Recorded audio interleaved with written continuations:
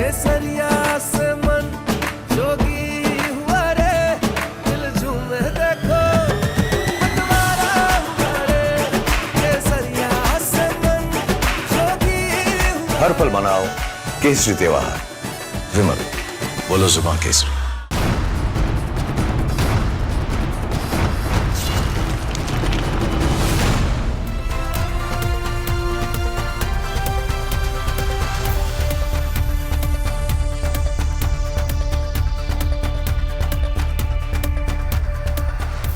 नमस्कार, बहुत स्वागत है आपका। आप देख रहे हैं प्रहार। आपके साथ मैं हूं सलोनी श्रीवास्तव अजमेरा। और प्रहार में सबसे पहले बात बांग्लादेश की, जहां एक जिहादी के जनाजे ने पूरे मुल्क की राजनीति को बेनकाब कर दिया है। ढाका में एक शख्स को दफन नहीं किया गया, बल्कि खुलेआम उस सोच का शक्ति प्रदर्शन हुआ जो बांग्लादेश को उसकी सेक्युलर पहचान से खींचकर कट्टरपंथ की खाई में ढकेल रही है। बांग्लादेश की सत्ता का शीर्ष चेहरा खुद उस जमावड़े में मौजूद दिखा। अब सवाल यह है कि क्या बांग्लादेश को जानबूझकर पाकिस्तान की कट्टरपंथी प्रयोगशाला बना दिया गया है? जिस मॉडल ने पाकिस्तान को आंतरिक तौर पर कमजोर किया, उसी मॉडल का ढाका में ढोल पीटा जा रहा है। मजहब के नाम पर भीड़, अल्पसंख्यकों पर दबाव, राजनीति में कट्टर ताकतों की एंट्री और सेना की भूमिका को धीरे धीरे कमजोर करना, यह सब संयोग नहीं है। यह पाकिस्तान की पुरानी स्क्रिप्ट का नया संस्करण है। विचारधारा वही है, तरीके वही हैं और टारगेट भी वही है। सेक्युलर ताकतों को खत्म करना, युवाओं को उन्माद की ट्रेनिंग देना और सिस्टम को अंदर से खोखला करना। कैसे पाकिस्तान का आजमाया हुआ फॉर्मूला बांग्लादेश की जमीन पर दोहराया जा रहा है, आपको डिटेल में आज बताने वाले हैं। दूसरी खबर जम्मू से है, जिसने सीधे सीधे देश की सुरक्षा पर सवाल खड़े कर दिए हैं। जम्मू इलाके में बन रहे एक बड़े हाइड्रो पावर प्रोजेक्ट के अंदर ऐसे लोग काम कर रहे थे जिनका आतंकी लिंक सामने आ रहा है। यानी जिस प्रोजेक्ट से देश को ऊर्जा मिलनी है, उसी प्रोजेक्ट के अंदर डर और दहशत की एंट्री हो चुकी है। जम्मू जैसे संवेदनशील इलाके में अगर किसी रणनीतिक प्रोजेक्ट की जानकारी गलत हाथों तक पहुंचती है, तो उसका असर सिर्फ एक साइट तक सीमित नहीं रहता है। डैम, सुरंग, मशीनरी, तकनीकी इनपुट, ये सब वो जानकारियां हैं जिसे दुश्मन बिना गोली चलाए हथियार बना सकता है। क्या सीमा पार बैठे हैंडलर्स को वो मौके मिल रहे हैं जिनका इस्तेमाल भविष्य में किसी बड़ी साजिश के लिए किया जा सकता है? बीजेपी एमएलए ने और कौन से गंभीर आरोप लगाए हैं, आपको सुनवाएंगे। तीसरी खबर उत्तर प्रदेश की है, जहां बाहुबलियों का दौर अब पूरी तरह से पीछे छूट चुका है और कानून की पकड़ ने सत्ता के पुराने खेल बदल दिए। कभी गोंडा के बाहुबली रहे नेता ने साफ कर दिया है कि उत्तर प्रदेश में अब ना कोई गैंग चल सकता है, ना गैंग वॉर। यूपी में कानून और शासन की इतनी मजबूत पकड़ है कि बाहुबली का युग खत्म हो चुका है। बाबा तो कार्रवाई कर रहे हैं, लेकिन इसी बीच कोडीन कफ सिरप कांड में राजनीतिक तापमान बढ़ा दिया है। सियासत की लड़ाई और खुलकर सामने आ गई है। सपा नेताओं से जुड़े कुछ चेहरे एक्सपोज हुए हैं, जिसको लेकर सीएम सख्ती की बात कह रहे हैं। वहीं अखिलेश आरोप लगा रहे हैं कि सत्ता पक्ष जनता को गुमराह कर रहा है। इस खबर पर भी आपको पूरा अपडेट देने वाले हैं, लेकिन सबसे पहले बात बांग्लादेश की करेंगे।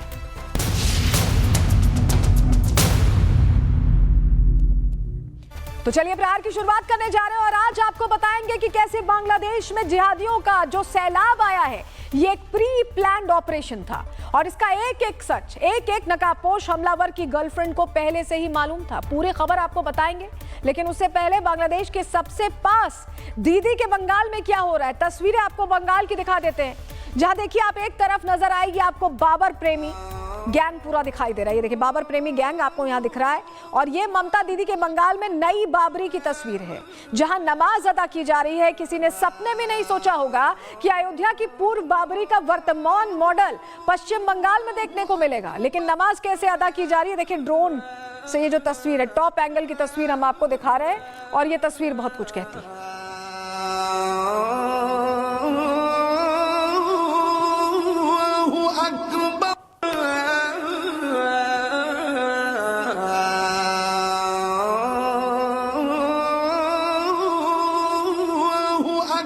और चलिए अब दूसरी तस्वीर आपको दिखाते हैं, जहां बंगाल की बाबरी से 400 किलोमीटर अब दूर देखिए बांग्लादेश में उस्मान हादी को दफनाया गया और इसके जनाजे में शामिल होने के लिए कट्टरपंथियों का एक पूरा हुजूम देखा गया है। वो तस्वीर भी आप देख रहे हैं, कट्टरपंथियों का पूरा हुजूम जुटा हुआ था।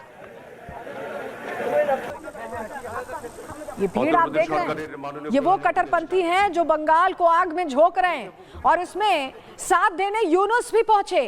उत्तर प्रदेश सरकारेर माननीय प्रधान उपदेष्टा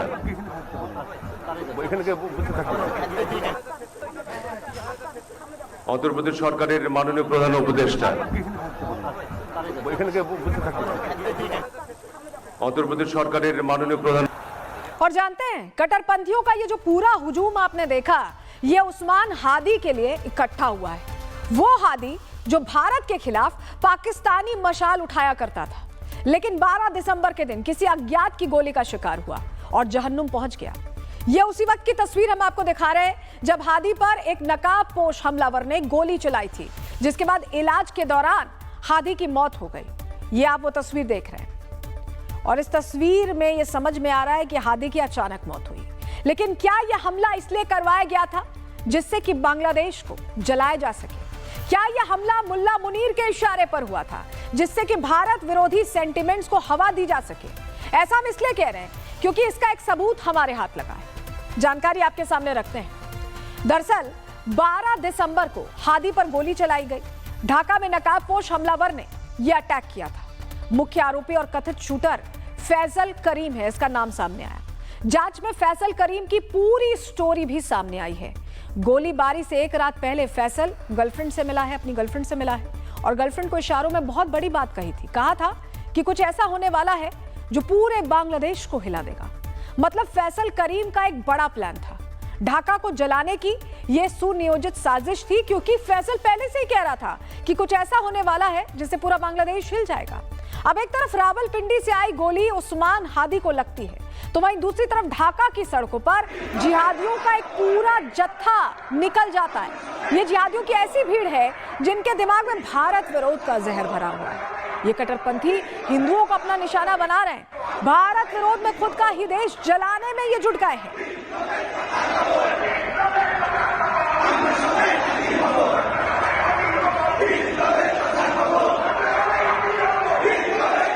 इन्हीं जिहादियों से जान बचाकर वहां की पूर्व प्रधानमंत्री शेख हसीना भारत की शरण में आई थी। लेकिन ये जिहादी अभी भी शांत नहीं बैठे। ये जिहादी राजशाही में बने शेख हसीना के पार्टी कार्यालय पर बुलडोजर चला रहे हैं, आपको तस्वीर दिखा रहे हैं। लेकिन शायद ये जिहादी नहीं जानते कि बुलडोजर बहुत जल्द दिशा बदलने वाला है।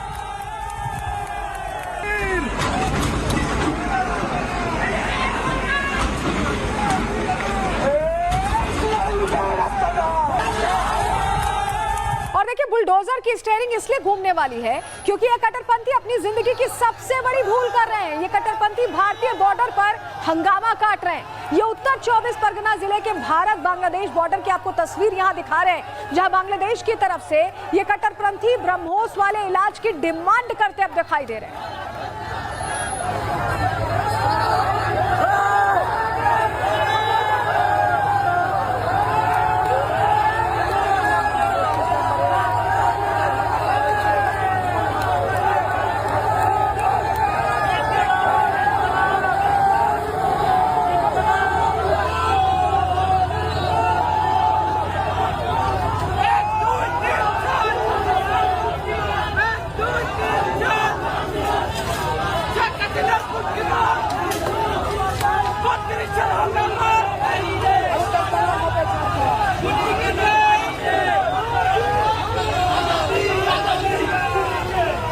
देखिए अब एक तरफ बांग्लादेश में युवा कट्टरपंथ की मशाल उठाए हुए हैं, तो वहीं दूसरी तरफ भारत के युवा यहाँ पर आप देखिए क्या कर रहे हैं। प्रधानमंत्री मोदी के विकसित भारत के सपने को साकार करने में भागीदारी निभा रहे हैं। उसी की तस्वीर है, उड़ीसा के सांबलपुर की तस्वीर हम आपको दिखा रहे हैं, जहां एक एयर स्ट्रिप को ही एग्जाम हॉल बना दिया गया और 8000 अभ्यर्थियों ने परीक्षा दी।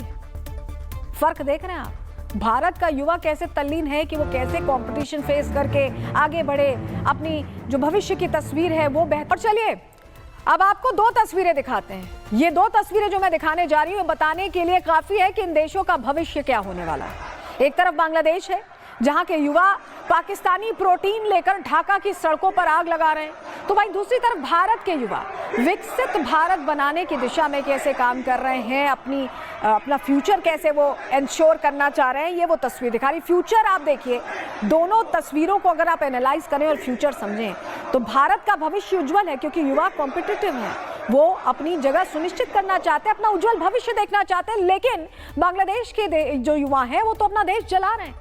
और बात सिर्फ युवाओं की नहीं है, बात संस्कारों की भी है। पाकिस्तान में बच्चों को इस तरह बचपन से ही, आप तस्वीर यहाँ पर जो देख रहे हैं, तस्वीर आप गौर से देखिएगा जरा, जिहादी फोर्स का हिस्सा बना दिया जाता है बच्चों को बचपन से। बच्चों के हाथ में कलम नहीं होती, कारतूस थमा दी जाती है, उनके भविष्य के साथ ऐसा खिलवाड़ किया जाता है, बचपन में हथियार दे दिए जाते हैं। लेकिन एक एक चीज हिसाब होता है, एक एक चीज का हिसाब होता है, और पाकिस्तान जो बो रहा है वो फसल उसे काटनी भी पड़ेगी, क्योंकि ढाका की सड़कों पर आग लगाने वाले जिहादियों के पास से मुल्ला मुनीर के रिश्तेदारों का झंडा मिला है। यह आईएसएस का झंडा है, आप तस्वीर में देख रहे हैं, जो बांग्लादेश में कट्टरपंथियों के हाथों में देखा गया, स्पॉट किया गया है। और यही वो सबूत है जो बताता है कि पाकिस्तान सीधा कनेक्शन है इस पूरे घटनाक्रम का जो बांग्लादेश में चल रहा है। लेकिन ये जो झंडा आप देखिए, आईएसएस का झंडा आप देख रहे हैं, ये लहराया जा रहा है बांग्लादेश में, और ये बता रहा है कि हादी भी कैसे आईएसएस से लिंक्ड है। लेकिन देखिए, ये एक झंडा मुल्ला मुनीर को हार्ट अटैक देने के लिए काफी, क्योंकि एक तरफ मुल्ला मुनीर के रिश्तेदारों का झंडा एक्सपोज हो गया है, तो वहीं दूसरी तरफ डोनाल्ड ट्रंप ने आईएसएस पर सबसे बड़ा हमला बोल दिया है। ट्रंप ने सीरिया के अंदर छिपकर बैठे आईएसएस के सदस्यों पर सीधी स्ट्राइक कर दी है, और अब इसका अगला टारगेट शायद मुल्ला मुनीर भी बन सकता है, क्योंकि ट्रंप इसको लेकर गुस्से में है।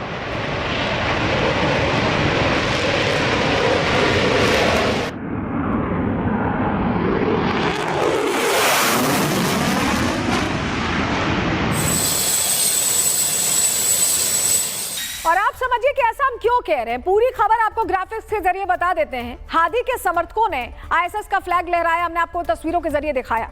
बांग्लादेश में हिंसा के पीछे आईएसएस का हाथ है। अब आईएसएस के सबूत मिलने के बाद एक्शन होगा। आईएसएस समर्थकों का मुल्ला मुनीर से संबंध डिकोड हो गया है। दूसरी तरफ डोनाल्ड ट्रंप आईएसएस के खिलाफ है। ट्रंप आईएसएस पर बड़े हमले कर रहे हैं।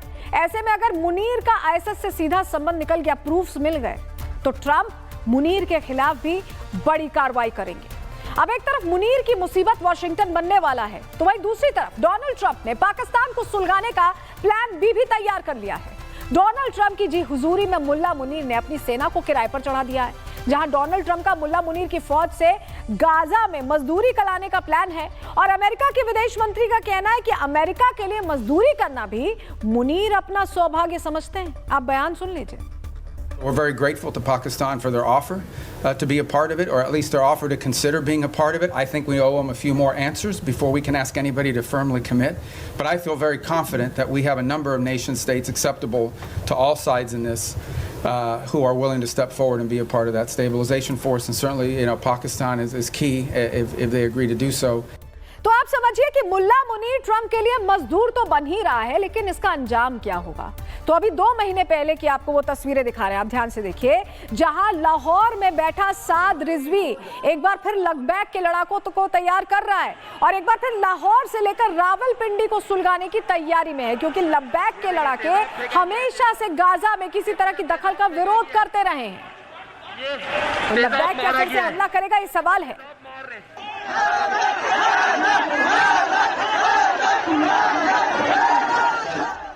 अब मुल्ला मुनीर हर तरफ से घिरता दिखाई दे रहा है। एक तरफ बांग्लादेश में उसके रिश्तेदार एक्सपोज हो चुके हैं, तो वहीं दूसरी तरफ ट्रंप ने उसे गाजा में फंसा दिया है। लेकिन सवाल तो ये उठता है कि मोहम्मद यूनिस का क्या होगा, क्योंकि मुल्ला मुनीर का खेल खत्म होने के बाद मोहम्मद यूनिस को रोजी रोटी कौन देगा, ये बहुत बड़ा प्रश्न है। आप रिपोर्ट देखिए।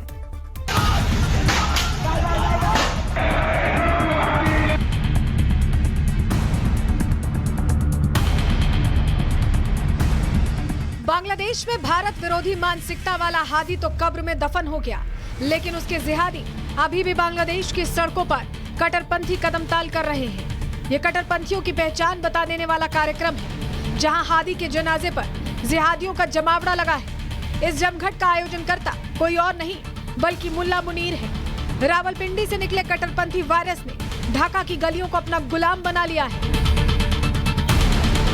ढाका में आज हादी को सुपुर्दे खाक किया गया, तो इसमें मोहम्मद यूनुस भी शामिल हुए। वो यूनुस जिनकी नस नस में इस्लामाबाद का खून दौड़ता है। यूनुस वो कठपुतली है जिसकी कमान 3 लोगों के हाथ में है। एक है रावलपिंडी का मुल्ला मुनीर, दूसरा है चीन का शी जिनपिंग, और तीसरा है डोनाल्ड ट्रंप। इन 3 के चाबी भरने पर मोहम्मद यूनुस नाचता है। और आज बांग्लादेश में जो कुछ हो रहा है, तस्वीरें साफ बताती हैं कि ये चाबी कहीं और से नहीं बल्कि रावलपिंडी से ही भरी जा रही है। शेख हसीना के खिलाफ ऑपरेशन ढाका चलाने के बाद यूनुस के हाथ में सत्ता की कमान आ गई। लेकिन बीते 1.5 साल में यूनुस ने बांग्लादेश को बर्निंग बांग्लादेश बना दिया है, जहां बांग्लादेश के युवा धर्मांध में डूबे हुए हैं। कट्टरपंथ की कलम इनके हाथों में थमा दी गई है। और आश्चर्य देखिए, ये कलम पकड़ाने वाला मोहम्मद यूनुस खुद एक वक्त पर नोबेल पकड़ चुका है। बांग्लादेश में पाकिस्तान कॉपी पेस्ट हो रहा है, जैसे अल्पसंख्यकों पर हमला, सेना का राजनीति में दखल देना और देश के लोकतंत्र को बंधक बनाना। जो पाकिस्तान में हुआ वही सारी चीजें बांग्लादेश में हो रही हैं। असल में इनका बेसिक प्लान ही यही है कि सेक्युलर फोर्स को खत्म कर दो। मोहम्मद यूनुस की सोच बिल्कुल जिन्ना वाली रही है, मुस्लिम लीग वाली विचारधारा जो पाकिस्तान का समर्थन करते हैं। जबकि देश में अभी जो शेख हसीना वाला सेक्युलर समूह है वो नेतृत्व के अभाव में है, उसे अपने लीडर की तलाश है। ऐसे में यूनुस के कट्टरपंथी कीड़ों का इलाज करने के लिए क्या भारत एक बार फिर ऑपरेशन 1971 लॉन्च करने वाला है? क्या शेख हसीना की ताजपोशी का Dhaka plan via Delhi execute कर दिया गया है? और क्या मोहम्मद यूनुस के रावलपिंडी भागने का समय आ चुका है? Bureau report, Republic Bharat. देखिए, एक तरफ ढाका में कट्टरपंथी फोर्स काम में लगी हुई है, तो वहीं दूसरी तरफ पश्चिम बंगाल में बाबरी का नया मॉडल लॉन्च कर दिया गया है। इस मॉडल में क्या है खास, पूरी खबर बताएंगे, लेकिन उससे पहले आपको जरा तस्वीरें दिखा दें। ये तस्वीर जो आप देख रहे हैं, ये नॉर्थ ईस्ट के लोगों की है जो मोहम्मद यूनुस को घेरने का प्लान बना चुके हैं। चिकन नेक चिल्लाने वाले मोहम्मद यूनुस को अगरतला बुलाया जा रहा है। कहा जा रहा है कि एक बार सेवा का मौका दीजिए। आप सुनिए खुद।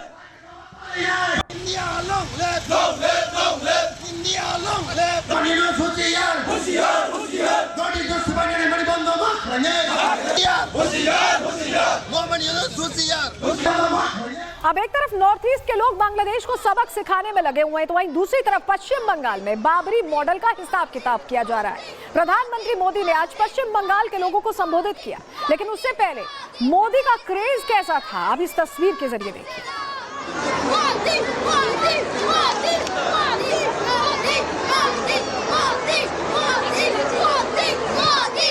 आप देख रहे हैं बड़ों के साथ साथ बच्चों में भी प्रधानमंत्री नरेंद्र मोदी को लेकर खास क्रेज है। घने कोहरे के बीच प्रधानमंत्री मोदी का हेलीकॉप्टर ताहिरपुर में लैंड नहीं कर सका, तो पीएम मोदी ने कोलकाता एयरपोर्ट से ही पश्चिम बंगाल की जनता को संबोधित कर दिया और ममता दीदी का घुसपैठिया प्लान भी उन्होंने एक्सपोज कर दिया। प्रधानमंत्री ने क्या कुछ कहा है वो भी सुनिए जरा। कितनी तेजी से बंगाल का विकास करते हैं साथियों। बीजेपी के ईमानदार प्रयास के बीच आपको टीएमसी की साजिशों से भी, उनके कारनामों से भी सावधान रहना होगा। टीएमसी घुसपैठियों को बचाने के लिए पूरा जोर लगा रही है। हम कितनी तेजी से बंगाल का विकास करते हैं साथियों। बीजेपी के ईमानदार प्रयास के बीच आपको टीएमसी की साजिशों से भी, उनके कारनामों से भी सावधान। प्रधानमंत्री मोदी का एक एक शब्द कैसे ममता दीदी की सियासी मुसीबत बढ़ाने वाला है, ग्राफिक्स के जरिए पूरी खबर आपको समझा देते हैं। देखिए, ममता बनर्जी बड़ी सियासी मुश्किल में है। घुसपैठियों को लेकर घिर गई है ममता। एसआईआर में घुसपैठियों की पहचान कर ली गई है। अब प्रधानमंत्री मोदी ने सीधा आरोप लगाया, ममता पर घुसपैठियों को शरण देने का आरोप लगाया। अब ममता घुसपैठियों पर एक्शन लेती हैं तो मुस्लिम वोट बिखरने का खतरा बना हुआ है। दूसरी तरफ ममता के करीबी ही नुकसान पहुंचा रहे हैं।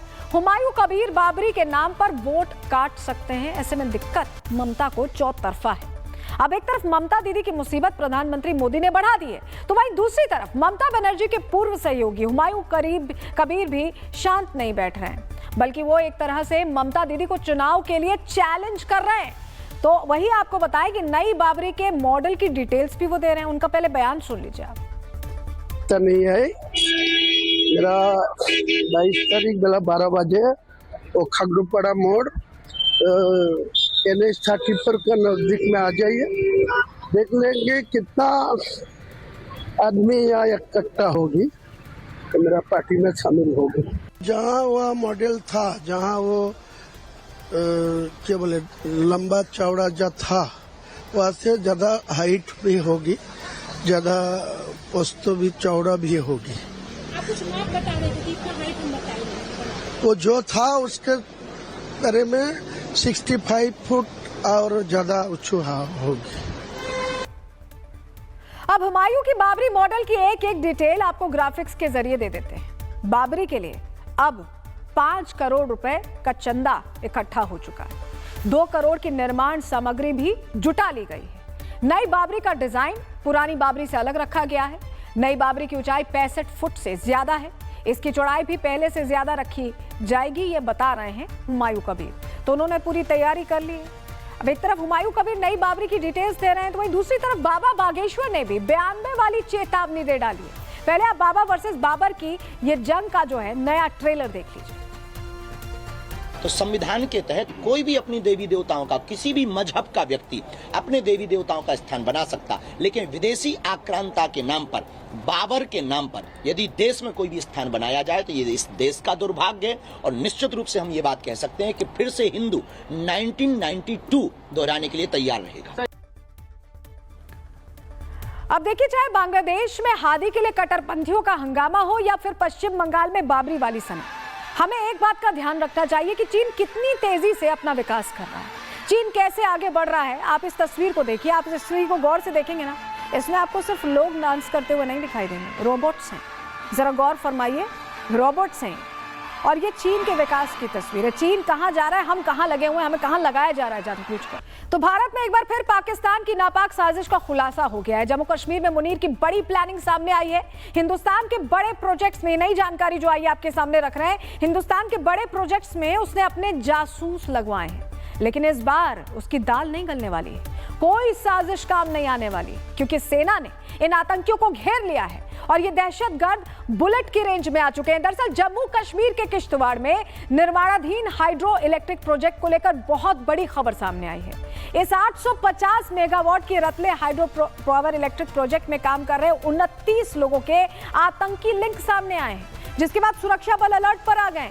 बीजेपी की किश्तवाड़ विधायक शगुन परिहार ने इस प्रोजेक्ट में भर्ती किए गए मजदूरों पर सवाल खड़े कर दिए हैं। उन्होंने पुलिस की इस चेतावनी को अपनी शिकायतों का सबूत बताया। आप सुनिए पहले। जो कंपनी है, एग्जीक्यूटिंग कंपनी है, उनके जो ऑपरेशंस हेड हैं, उन्होंने यहाँ तक ये कह दिया है कि अगर इंटरफेरेंस जारी रहा तो हम जो है प्रोजेक्ट को हॉल्ट करना पड़ेगा। आखिरकार कारण क्या है कि एक 850 मेगावाट का प्रोजेक्ट जो कि स्ट्रेटेजिकली बहुत ज़्यादा इंपॉर्टेंट है, इसको लेकर जो है ये स्थिति आन पड़ी कि अब लगातार जो है वार पलटवार हो रहा है। देखिए, सबसे पहले ये बता दूं कि पावर प्रोजेक्ट बीजेपी ने लाए किश्तवाड़ में, और पावर प्रोजेक्ट हम चाहते हैं कंप्लीट हो, but not at the cost of security of people. वहाँ पे आपने देखा ही होगा, हाल ही में आपको पता चला होगा कि वहाँ पे वो लोग रह रहे हैं जिनकी एफिलिएशन टेररिस्ट ऑर्गेनाइजेशंस के साथ है, वो लोग रह रहे हैं जो 10-10 साल पाकिस्तान रह के आए हैं, वो लोगों को काम मिल रहा है जिनकी फैमिली में कोई ना कोई जो है active terrorist, as a active terrorist काम कर रहा है। तो अगर उस कॉस्ट पे जम्मू कश्मीर में हमारे लोगों को स्टेक पे रख के प्रोजेक्ट बनता है, और मुझे लगता है ये नेशनल सिक्योरिटी का इशू होना चाहिए। तो सुना आपने शगुन परिहार क्या कह रही हैं। तो इस हाइड्रो पावर प्रोजेक्ट में 2 दर्जन से भी ज्यादा संदिग्ध काम कर रहे हैं। इनमें से कुछ सालों पहले पाकिस्तान में रहकर आए हैं और कुछ के पाकिस्तान से सीधे लिंक बताए जा रहे हैं। ऐसे में सुरक्षा को लेकर बड़ा संकट पैदा हो गया। इस हाइड्रो प्रोजेक्ट में टेरर लिंक को लेकर और क्या कुछ खुलासे हुए हैं, आपको ग्राफिक्स के जरिए पूरी डिटेल इस खबर पर दे देते हैं। पुलिस ने 1 नवंबर 2025 को MEIL कंपनी को चेतावनी दी थी। हाइड्रो प्रोजेक्ट में काम करने वालों का टेरर लिंक सामने आया। 29 कर्मचारियों के आतंकी संबंध, आपराधिक रिकॉर्ड पाए गए हैं जांच में।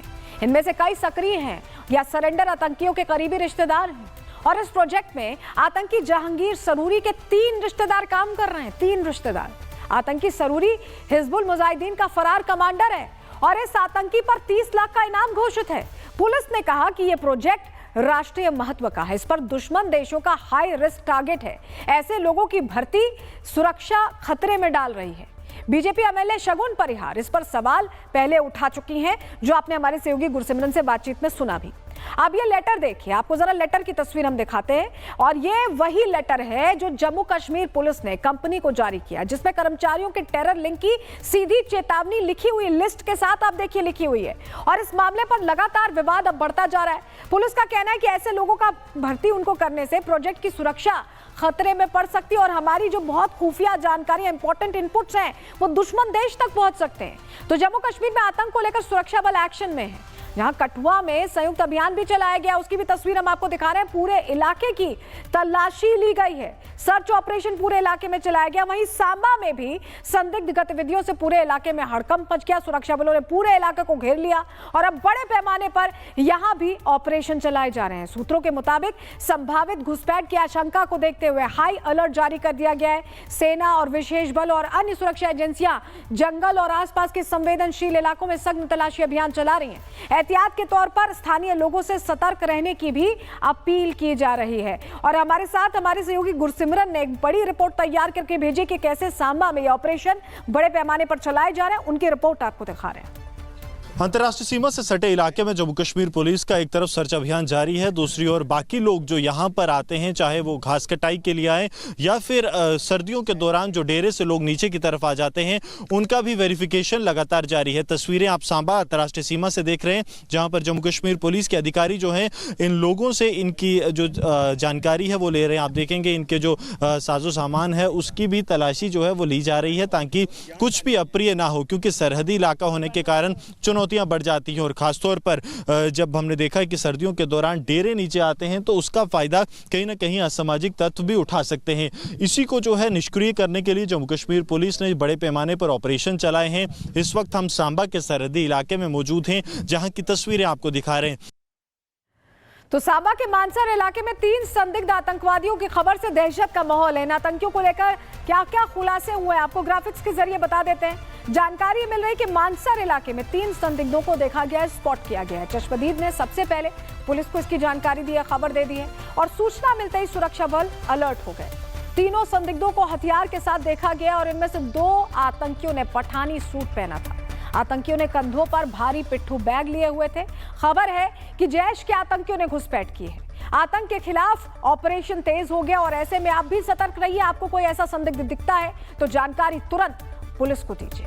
सांबा में संदिग्धों की मौजूदगी ने सुरक्षा एजेंसियों की चिंता बढ़ाई है, क्योंकि यह घटना ऐसे समय में हुई है जब जम्मू कश्मीर में आतंकवादी गतिविधियों और उनके खिलाफ सुरक्षा बलों की कार्रवाई दोनों तेज है। आरएसपुरा सेक्टर में भी सुरक्षा बल एक्शन मोड में दिखाई दिए हैं। घाटी में आतंकी नेटवर्क को ध्वस्त करने के लिए लगातार ऑपरेशन चलाए जा रहे हैं। कैसे सांबा कठुआ में चलाया गया वो भी हमने आपको दिखाया और आरएसपुरा सेक्टर में भी ये ऑपरेशन चलाए जा रहे हैं। ये तस्वीरें किश्तवाड़, सांबा, राजौरी और कठुआ से आ रही हैं, जहां हम आपको तस्वीरों के जरिए दिखा रहे हैं कि आतंक के खिलाफ कैसे बड़ी कार्रवाई, निर्णायक कार्रवाई की जा रही है। सर्च ऑपरेशन चलाए जा रहे हैं और चप्पे चप्पे पर नजर रखी जा रही है, जिससे कि आतंक को बड़ी चोट दी जा सके, वो दोबारा सर उठाने की जरूरत ना कर सके। इसको लेकर ये बड़े पैमाने पर ऑपरेशन चलाए जा रहे हैं। तो आतंकियों का समूल नाश करने के लिए जम्मू कश्मीर में ऑपरेशन काल चलाया जा रहा है। नया साल आने वाला है, ऐसे में बॉर्डर पर और चौकसी बरती जा रही है। आतंकिस्तान की एक गलती और कैसे उसका हुलिया बदल जाएगा, रिपोर्ट के जरिए आपको बता रहे हैं।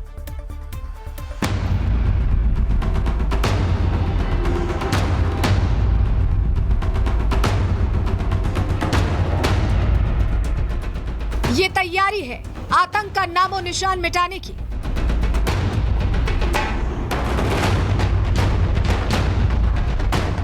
ये तैयारी है देश के दुश्मनों को घुटनों पर लाने की और हर आतंकी साजिश को नाकाम करने की।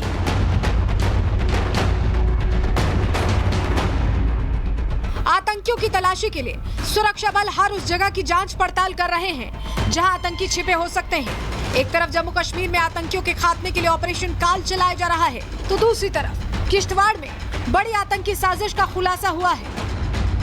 किश्तवाड़ में हाइड्रो प्रोजेक्ट में टेरर लिंक सामने आया है। सांबा के जंगलों में 3 दहशतगर्द देखे गए हैं। जैश से इन आतंकियों का लिंक सामने आया है।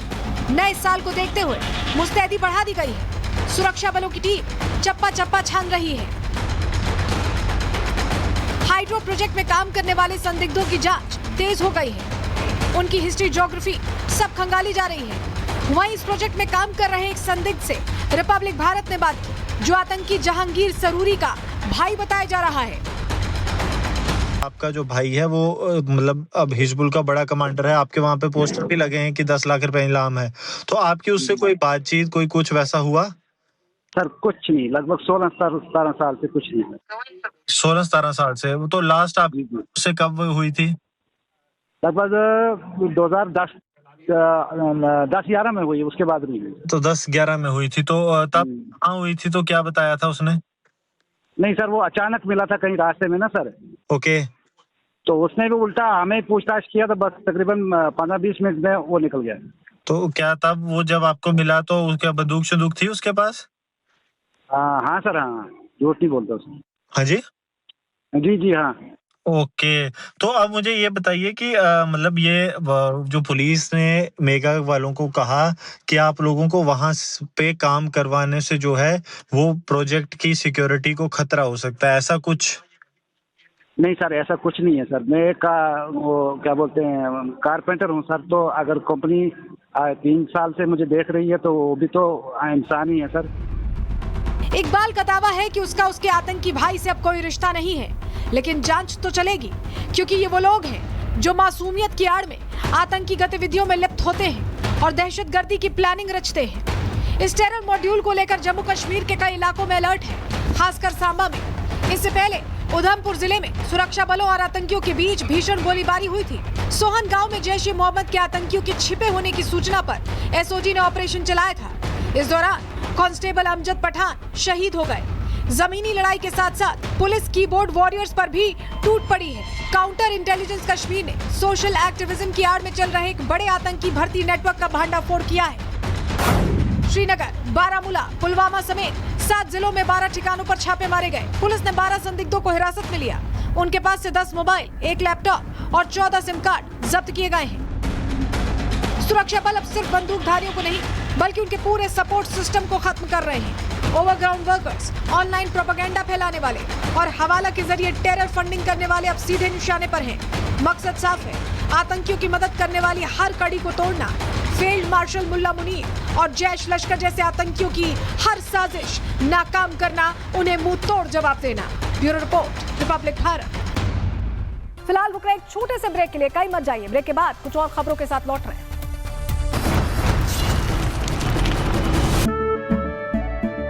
केसरिया से मन जोगी हुआ रे, दिल झूमे देखो बंटवारा हुआ रे। केसरिया से मन जोगी हुआ। हर पल मनाओ केसरी त्योहार। विमल, बोलो जुबान केसरी।